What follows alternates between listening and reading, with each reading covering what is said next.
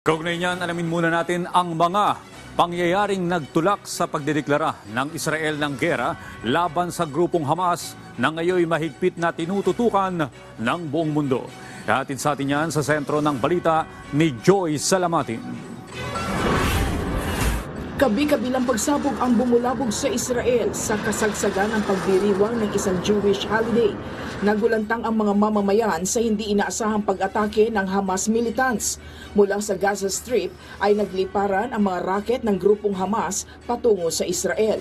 Pero bukod sa rocket attack, pinasok at sinalakay din ng mga armadong Hamas ang southern Israel sa ground, himpapawid at maging sa karagatan.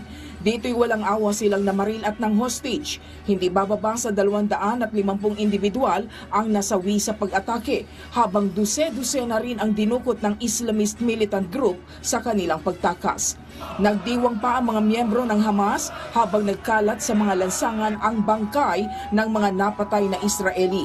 Giit ng grupo, punong-puno na sila sa mga kalupitang dinanas mula sa Israel. Tinagurian naman ito na deadliest day of violence sa Israel sa loob ng 5 dekada. Bilang tugon, formal nang nagdeklara ng giyera ang Israel laban sa Hamas militants. Agad naglunsad ng pag-atake ang Israel sa Gaza Strip, kasabay ng pagtitiyak ni Israeli Prime Minister Benjamin Netanyahu ng matinding paghihiganti sa Hamas at kahandaang manalo sa labanan. Binalaan ng punong ministro ang mga taga-Gaza na lumikas dahil tatargetin nila ang mga bahay, mosque at kuta ng Hamas. Magdamagang air raids ang iginanti ng Israel sa Gaza kung saan pinulbos ang mga gusali habang puspusan ang opensiba sa ground. Nagpadala rin ng mas maraming puwersa sa mga border ng bansa. Sa loob ng mahigit 2 araw, mahigit 400 ang naitalang nasawi na Palestinians, habang mahigit 700 naman ang nasawing Israeli. Pinuna ng ilang analyst kung bakit hindi agad napigilan ng Israel ang pag-atake ng Hamas, gayong mas advance nila ang puwersa at intelligence gathering ng Israel. Kinondena naman ng iba't ibang bansa ang ginawang pag-atake sa Israel, lalo na sa mga sibilyan. Ilang bansa rin ang nagpaabot ng tulong sa Israel.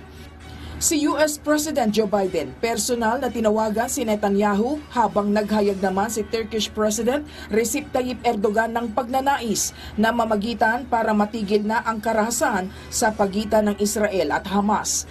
Hinikayat nito ang lider ng dalawang bansa na tumugon sa panawagan ng kapayapaan, habang nakatakdang magsagawa ng closed-door emergency meeting ang United Nations Security Council para pag-usapan ang nangyayaring kaguluhan. Sa kanyang misa sa Vatican, nanawagan naman si Pope Francis ng pagdarasal upang tuluyang matigil ang giyera sa pagitan ng Israel at Palestine. Aniya, ang terorismo at giyera ay hindi naging solusyon sa anumang problema at sa halip ay lalong magdadala pa ng maraming paghihirap at kamatayan ng mga inosenteng tao. Joy Salamatin para sa Bayan.